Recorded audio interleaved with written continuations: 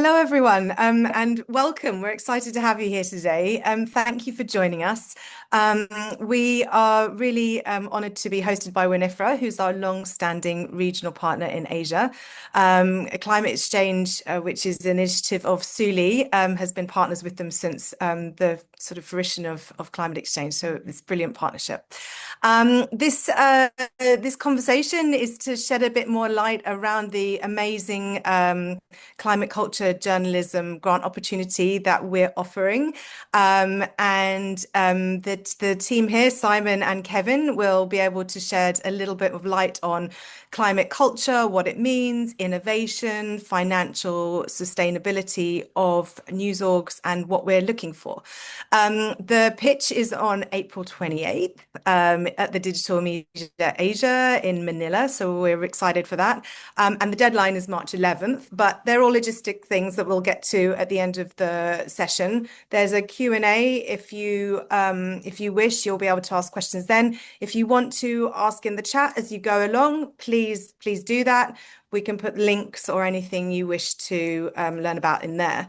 A little bit of context for everyone of why we're doing these climate culture grants is that we're, as you know, living in a sort of a very interesting time for media of journalism in the world generally. So we've got sort of shrinking newsrooms, we've got reader trust shifting and moving, we've got financial models needing to be looked at.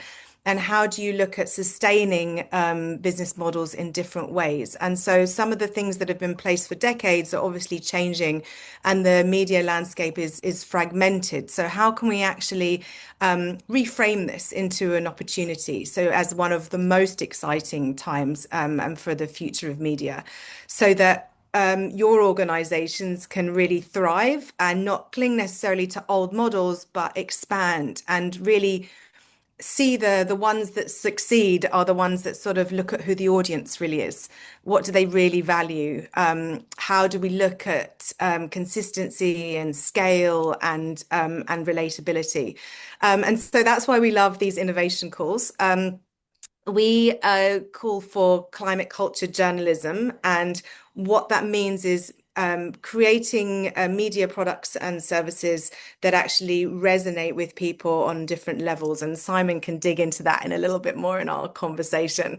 So think of this as more of this opportunity as a way to rethink revenue streams, rethink what you think products and services are.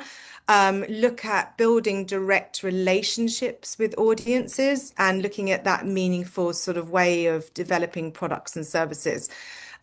We really want these grants to be not innovation for innovation's sake, but in service of journalism and media and what it can do to shake up the ecosystem. So really about your editorial mission and your business health. So they're not in conflict, but they work in harmony. So we're going to dig into this topic for the next half an hour or so, and then the floor goes over to you. Today we're joined, as I said, by Simon, our editorial director, and Kevin Anderson, the digital revenue network director. So welcome. Hi, both of you. I'd just love you to introduce yourself a little bit and then kick off the discussion with what you really think is a financial sustainable media development product in tech, and why you think this is mission critical at this moment in time for the industry. So Simon, why don't you kick us off? Sure. Thanks, Shereen. So, as you've mentioned, my name's Simon. I've been a journalist for 20 years. I'm the editorial director of Suli, and I'll be on hand to guide the recipients of this grant in terms of content and creative. Why are we doing this? So climate journalism is in a really interesting place right now, as we've kind of touched on. I think it's been in a really interesting place for quite a while because climate as a subject, I think, is very much got a certain trope attached to it now. It's got a certain aesthetic. It's got a certain way of using words. Sometimes it's super successful. Sometimes it kind of falls by the wayside, and we're seeing really, really important stories kind of not getting the traction that necessarily they should. And we have something that we're suing ClimateXchange called the climate paradox, in the audience engagement is dropping right as this crisis and this urgency is kind of increasing. So this gap is emerging between what the audiences are seeing as the climate crisis, the aesthetic, and the kind of I don't want to use the word cliche, but I guess it is kind of a cliche of what climate editorial looks like, and what it actually means to audiences in their everyday lives. And that gap is something that we're trying to close by kind of reframing what it means to create climate journalism or climate editorial products. And we're trying to do that by applying something that we call intersectionality, climate journalism intersectionality, which is, as an editorial approach, it embeds climate across diverse subject areas. It embeds it within things that we know work for audiences and we know that audiences are engaging with. And, this idea of news avoidance right now, people might be avoiding certain news, but they're not avoiding their phones. My goodness, they're not avoiding their phones. They're consuming something. So how do we make climate part of that? And you don't need to paint it green and stick a leaf on the top. It can be nuanced. It can be in the background. It can be just something that is absorbed as people consume this content, or they use this platform, or they engage with this product. So that's what we're trying to do as an organization. We're trying to reframe climate along different rules, because it is hard to break a habit. It's hard for journalists to break a habit. It's hard for newsrooms to break a habit, because we live in scary times, and we know that a drop in engagement across the board in any part of the newsroom's metrics spells doom, literally. So we need to think of a new language that we can talk about climate using in a way that we know is going to engage audiences. And doom and kind of disaster and kind of this catastrophe that's coming, it's a risky way to talk about climate in the context of the broader audience. And we should underline right now that climate journalism is amongst the most courageous and important journalism there is, and absolutely there is a place for that in every newsroom's output, really. But we need to find new ways to bring audiences in. And we think that, as climate impacts become an increasing part of our daily lives, there are many, many opportunities to make climate just a part of many newsroom products. And I think understanding that and flipping that emphasis, suddenly this world of opportunity opens up for newsrooms to create products and ideas that will really work for audiences and will gradually raise climate literacy across the board by making it mean something to people in their everyday lives. Yeah, I love that. And I think that's the meaning bit that you touched on is really essential, right? It's like, how do you actually make it, step into that zone and actually start to encourage and create optimistic conversations around the possible. I think also what you touched on about courage is very true. And Kevin, maybe you can pick up on a little bit about courage in media innovation, and what you think that looks like. Welcome. Yeah. Yeah, and just a brief introduction. So I was thinking as we were starting the webinar, it's been 30 years since I started in digital media, believe it or not. I first got an internet news editor job in 1996. So yeah, I'm that old. But it's, so I've seen so many phases of this at the BBC when I joined at the news website 8 months after it launched, and then at The Guardian as we kind of moved into, I was their first blogs editor. And I think one of the key things that, just to echo some of the comments that Simon and Shereen have made, I mean, Shereen talked about, direct relationships. And so much of what we were doing at the BBC at the turn of the century was about creating a conversation. Former head of news at the BBC, Richard Sambrook, used to call it news as conversation. Now we're back to sort of this idea of the creator economy, and that it really is about not just broadcasting, but it's really about curating conversations and building relationships. And, I think just so the work that I do at WAN IFRA is that now we run a full portfolio of events across Europe, Middle East, and Africa. But we also have two major initiatives that we manage that we think are the two mega trends in media. One is AI in media, obviously, and that's both capabilities building, and this was emphasized just last week with the launch of spur in the UK with the Financial Times, the Telegraph, the Guardian, the BBC, and Sky News is that the industry is really trying to shape the market in a way that leads to, and I've talked to the leaders of that project, that leads to a market where it and still incentivizes the creation of original journalism in the AI era, which I think is really important. The other initiative we call the Future Audiences Initiative, and that's collaborations with creators, development of creators on staff, and also just the rolling challenges that news organizations have had in terms of building an audience. First with the decline in search, or excuse me, the decline in social with Facebook kind of de-emphasizing news, and then now kind of the pressure on search with AI summaries.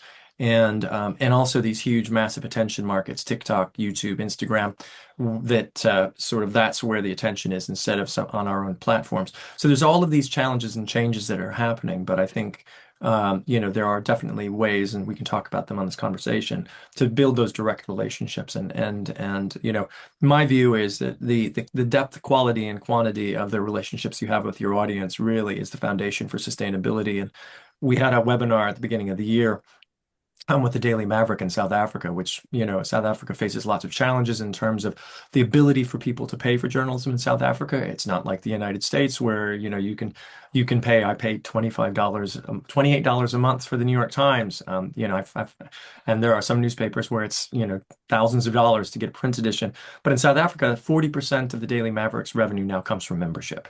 And that's about relationships.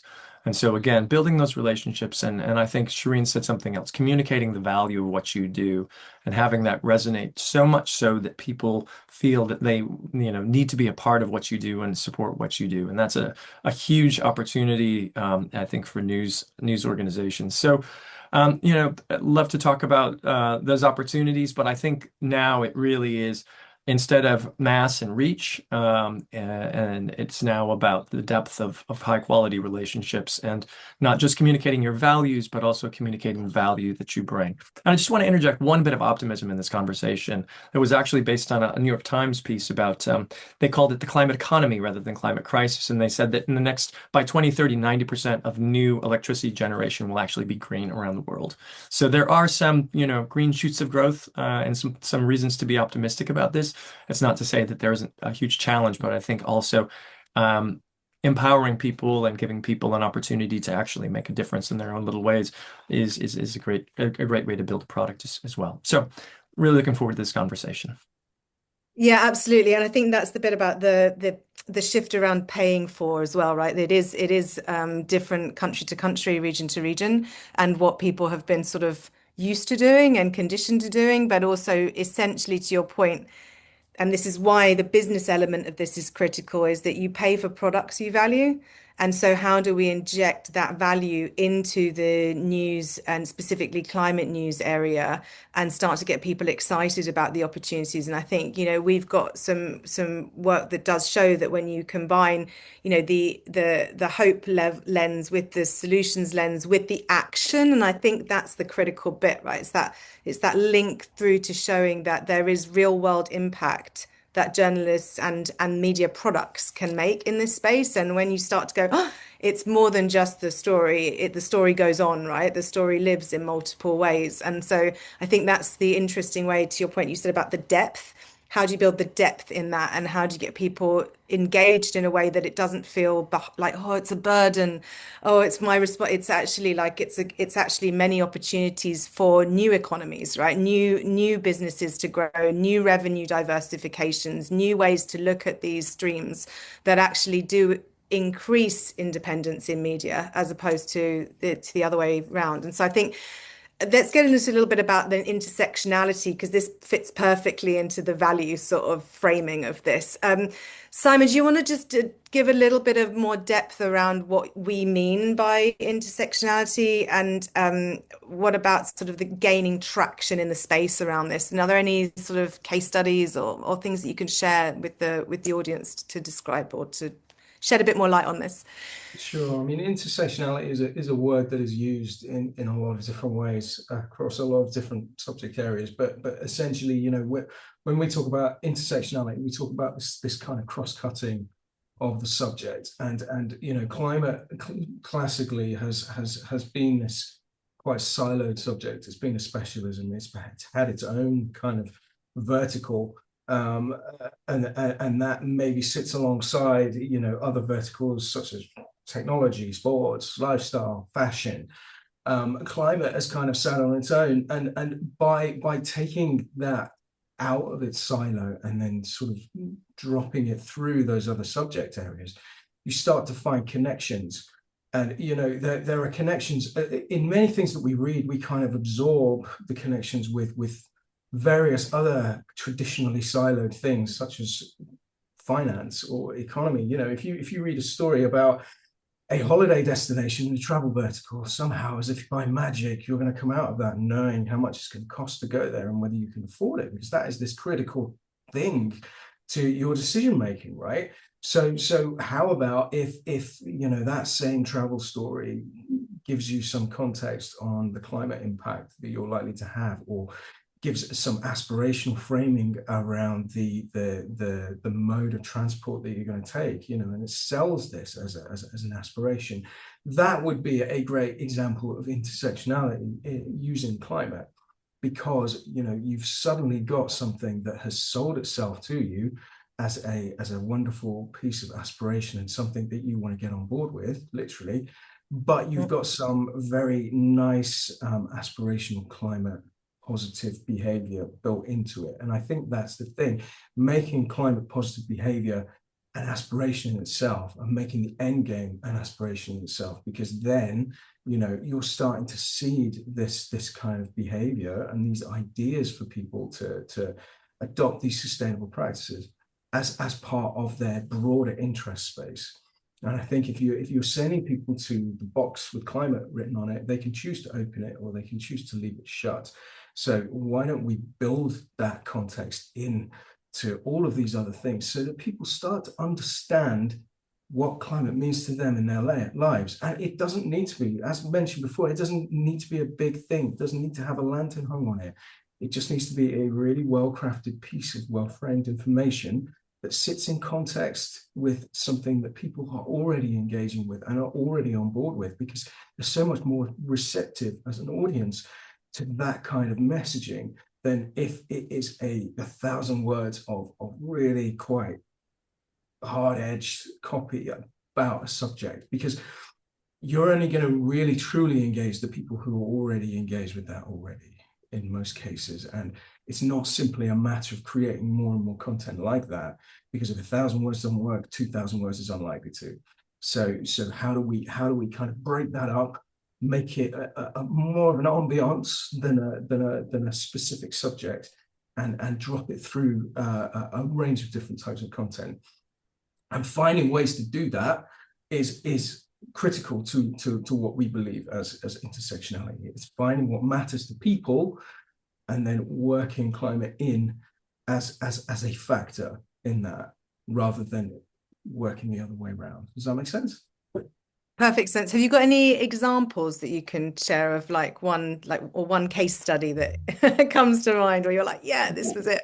Well, you know what? It's not necessarily. Well, I can talk about one of our projects at ClimateXchange, which was the wonderful Planet Play, which was the brilliant initiative by KBR in Indonesia, where they looked at it was a cooking podcast essentially, and looked at sustainable or ingredients and recipes that were threatened by climate change, but ostensibly is just a fantastic cooking show that is personality led. It's got a brilliant vibe. It's super aspirational, and it is using, you know, food practices that are threatened by the change in climate that we are experiencing.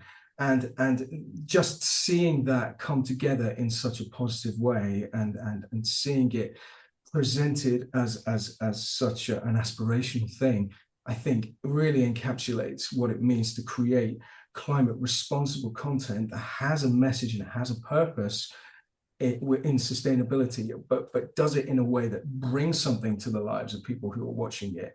You know, it brings great food to the table, it brings great conversation, it brings, you know, a brilliant story. And you know, that's a great example. Another example that I always like to think is, it's kind of a description of what could happen in the future if intersectionality really, really hits its mark, is this idea of planetary placement, of modeling sustainable practices in the background of things that we see on screen. So whether it's a Hollywood movie, whether it's a series, the things that attract audiences by their millions, just seeing things kind of placed, whether it's somebody using wooden cutlery or driving an electric car or dressing a certain way, just seeing these behaviors modeled in a way that kind of makes people think, oh, that looks cool.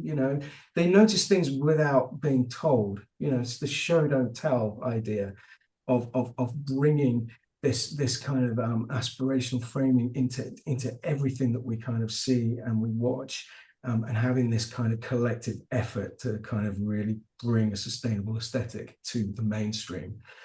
Again, intersectionality gone mad, I guess you could say, but it's got super power, because if you show people a lifestyle or a way of living that looks appealing, you don't necessarily have to explain every detail of your working. It's there, and people will naturally gravitate towards that. It's how fashion starts, how trends start, it's how ambition is born, really. So seeing that more and more throughout the media would be amazing.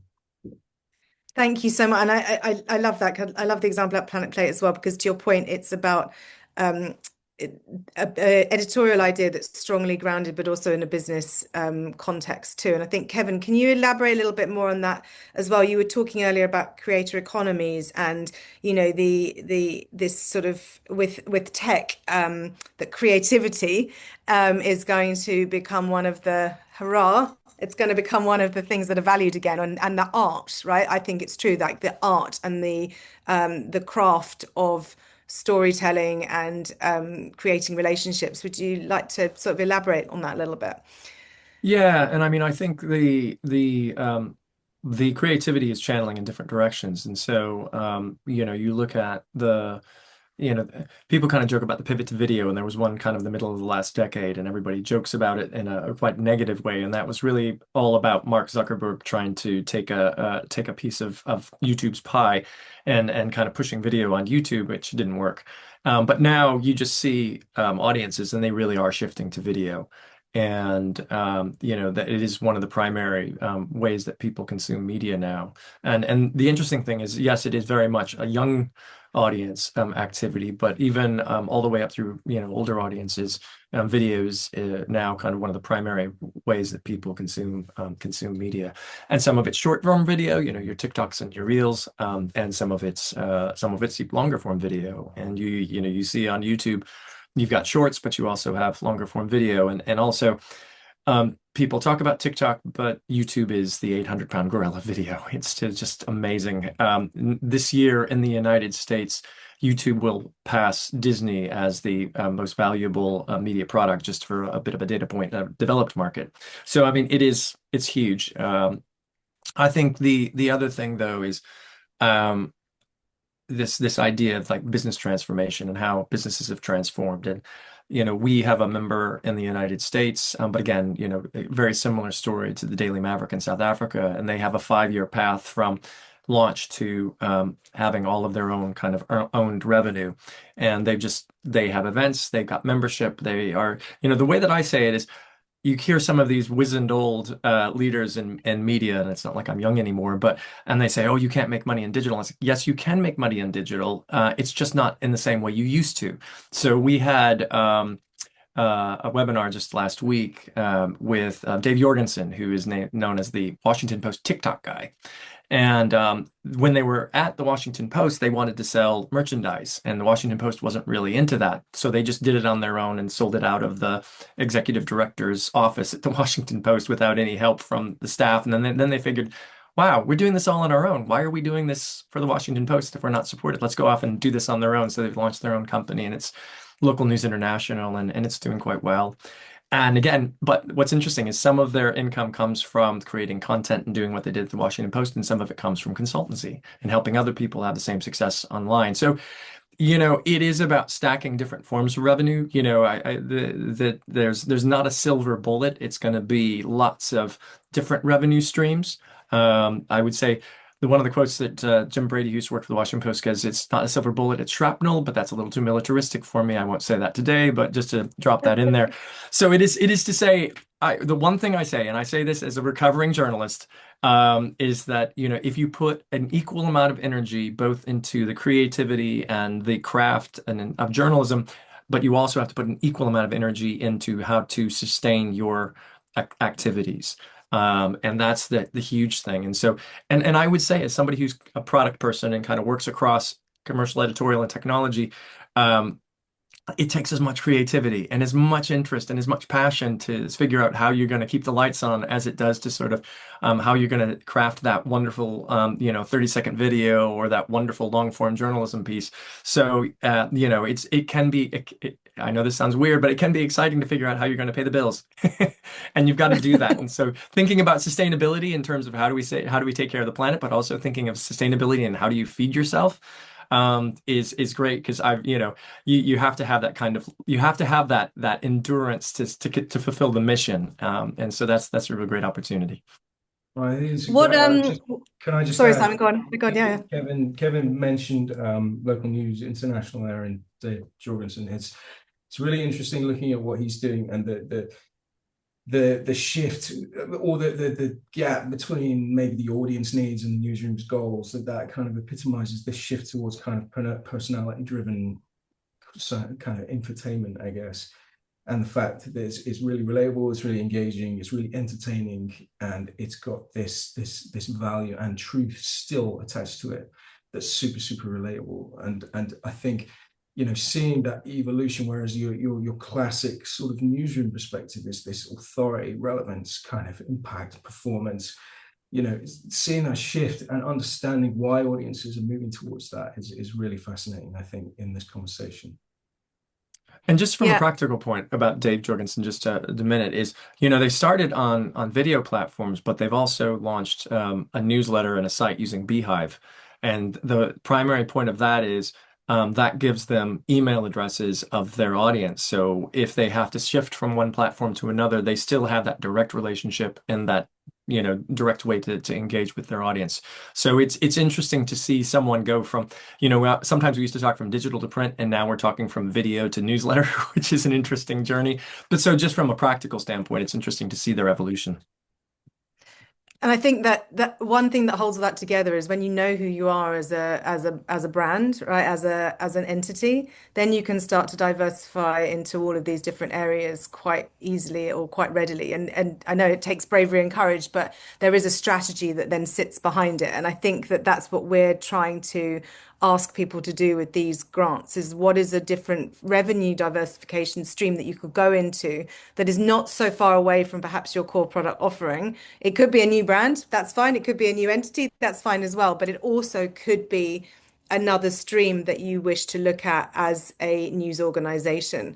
Kevin, I just want to ask you, have you seen any other great revenue diversification sort of examples that you can share? I mean, I think when it comes to sort of some local news examples, and so there's some really good example in the FT's Next Gen news reports, both the first one and the second one that they did with the Knight Center in the States. And I think what's great about that is, yes, we can look at the New York Times and bundles, and we can look at the Independent, but most of you are probably not operating at that scale. But when you look at sort of, again, it could be events are really positive. Sponsorships are really positive. Merchandise is really positive. There's a great women-only podcast network in the US, and their entire business model is co-branded merchandise. Now, again, if you're a climate journalist, you're probably not thinking, "Ooh, I'm going to clog the rest of the planet with yet more merchandise." But there's just some opportunities there. And I think, master classes, knowledge transfer, there's just, I think there was one, audit where they said there were like 30 or 40 different types of revenue streams. And I would say WAN IFRA, we have a World Press Trends report. And for the second or third year running, the other category, so not advertising and not reader revenue, so either memberships or subscriptions, is the Right. fastest growing section. And so Yeah. that's all these other things that you kind of sit outside those two main pillars of media. So it's really worthwhile looking at the that report. And again, it's going to be events, it's going to be merchandise, masterclasses, consulting, all kinds of different things, tourism. So you could take eco tours, and that's another opportunity. So again, like I said, you can get really, really creative with this. And I think one thing with what Shireen says, what feels authentic to the brand, what feels I think the other thing is when you're thinking about this, it's good initially in kind of like the design diamond to sort of think big, but then think about the capabilities and the resources you have, and that will help you kind of focus in on out of all of this myriad ways you can make money, which ones are probably the best opportunities for you. Yeah, and I think that that's one critical bit of this. When you're applying for this grant, the resource is the essential element as well. Because if you overstretch, then perhaps you won't reach the goal and prove the case. So, whilst we talk about what's the social impact at the end of it, like actually what will you do in the community? How do you make sure that there's some circularity to a story? That's really interesting and important to us, and it's how you can actually get there in a really effective way, but also looks at the financial sustainability of what you're looking at. I don't know if there's any questions from the audience. I put in the chat if we've got some. No one seems to be wanting to ask, but that's okay. That's all right. We'll continue this this discussion. When you sort of look at this space, this is for both of you, and you see the opportunities that lie out there for sort of news organizations and the cultural sort of zeitgeist of what's happening. So what I mean by that is that, there's the whole thing about people are lonelier than ever. Like people want to get reconnected with one another. Do you both think that there's a role for journalism in terms of, I think you mentioned a little bit around connection, Kevin, but like this whole sort of building a community and around real life events and things like that? Yeah, absolutely. I mean, I think there's kind of some tensions in the modern megatrends of media. I mean, on AI, if you take it to too much of an extreme, it becomes quite synthetic and inauthentic. And I was talking to someone who works in the creator space last week, and he said, if you want to dismiss something really quickly, just call it AI slop. And which is interesting because then that to me is kind of that other countervailing thing of community and connection in the creator space. And Yeah, and I've got a and colleague who calls it dumb AI. It's Yeah, like, dumb AI, yeah, AI slop, yeah, whichever schoolyard put down you want to have, just throw it yeah. out there. But it seems to getting some traction. So I think we're definitely seeing already a little bit of AI fatigue. I mean, I know that my wife is tired of AI generated cat videos. Me too. There's not a Maine Coon that is the size of a human being. I'm sorry. But so, I think for me, coming out of COVID, but even continuing on with some of these trends we've just been talking about, authenticity and connection are two of the, raw materials. So when I think of innovation, there's this kind of like red ocean, blue ocean. And so there's a ton of money and a ton of activity shifting into AI, and for good reason. But that's a really busy, complicated space. But there's still so much opportunity to connect people around their passions and around the things that are really important to them. And I think that's where there's just so much unmet need. And I think, Shireen, you said something about translating it into it's not just awareness, it's about it's about solutions and actions. And I think, again, the next gen news reports that have come out, that's one of the things that they show with younger audiences and also with audiences that are suffering from some news fatigue. It's like, don't tell me about how the world is on fire, quite literally. Tell me about something that I can do in my own little small capacity that empowers me and makes me feel less just kind of as impacted by the news or affected by the news. And so I think there's building community and connections around that. And then that's where I think there's such a powerful opportunity for membership. And the one thing I would say just very succinctly is subscriptions are a transaction, membership is about belonging.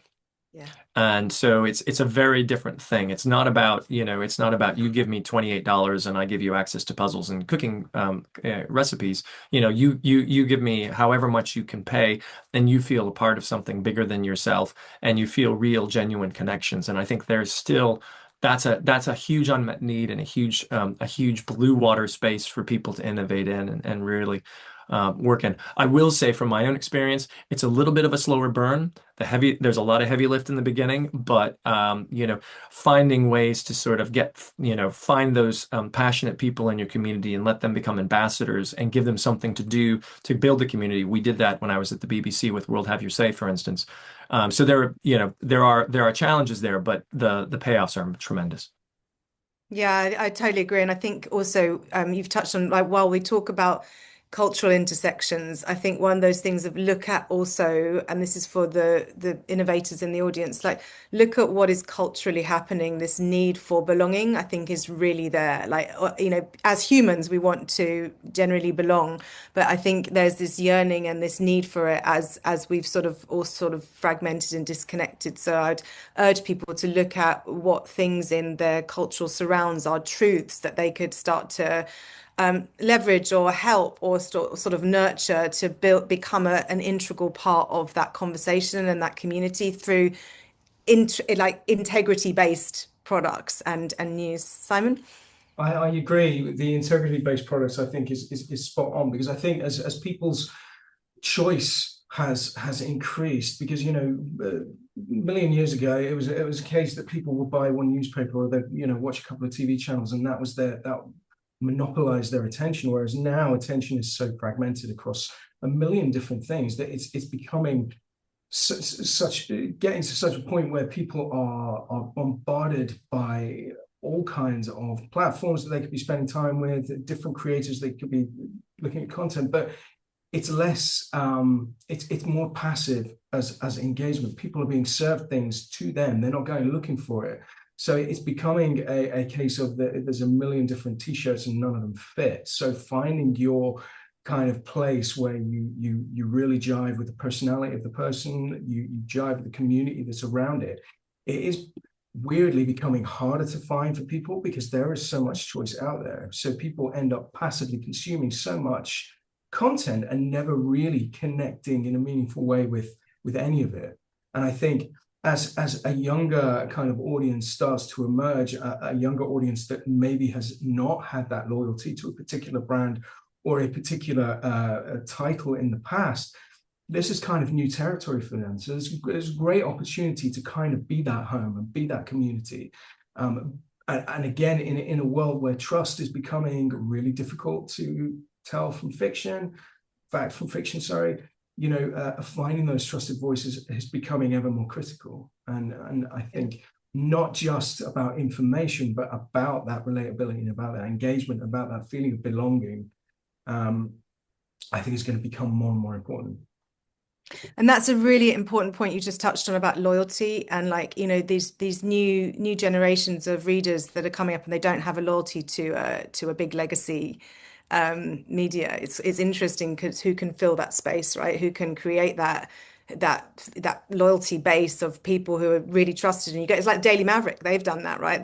People love that because they do turn up for them, they do fill that loyalty space, they trust them. It's a real thing. Simon? And interestingly, this is an audience that is now emerging that has grown up with climate change as a backdrop to their lives. They've grown up with knowing that it exists and knowing it's there. This isn't an audience that we need to kind of convince that it exists. It's all about, and that is an opportunity again for that intersectionality to bring it into the background, because you're not making any hard shifts here. It is there and it is a thing. So bringing relevance into that audience's lives, I think is going to be easier than potentially doing it with an older, more legacy-based generation.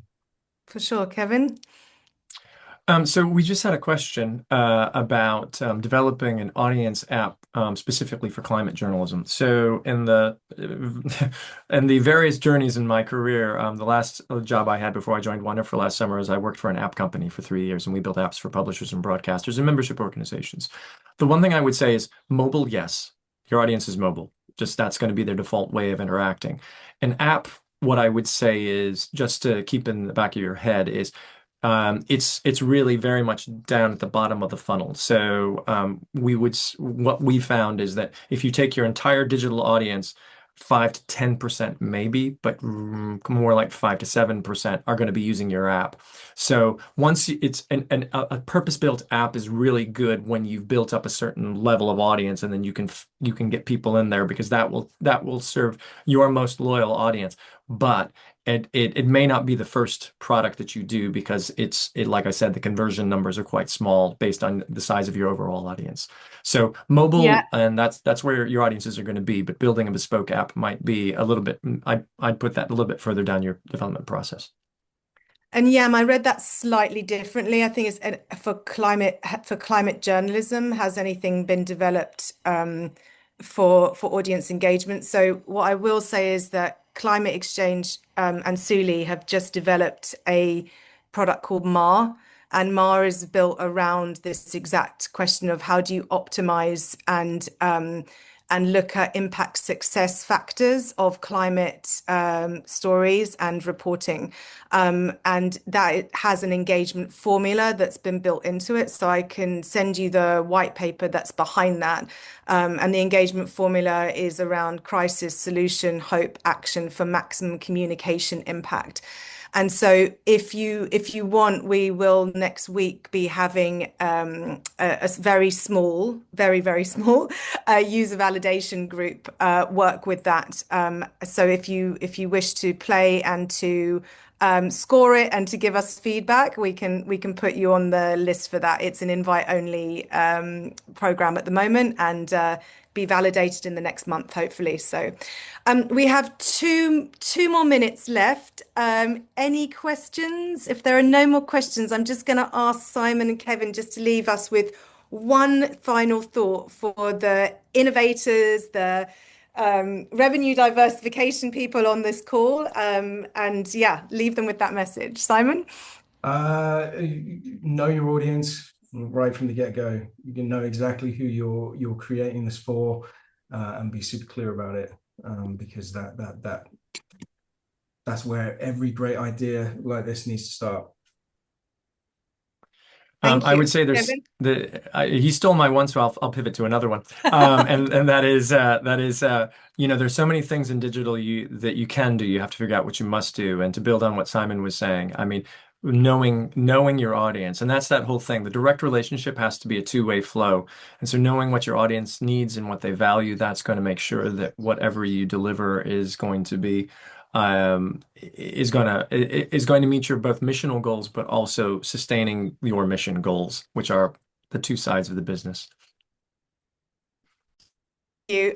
So just a few logistics. We've put a link into the chat where you can uh, get more information. You can apply for the grant. The deadline is March 11, so very soon. So if you want to book a discovery call, you can do that if you want more information. There's a link on that page that you can book a slot with. If you have any other questions, you can reach out to Jen or Wilson at WAN IFRA or ourselves. We're here for you.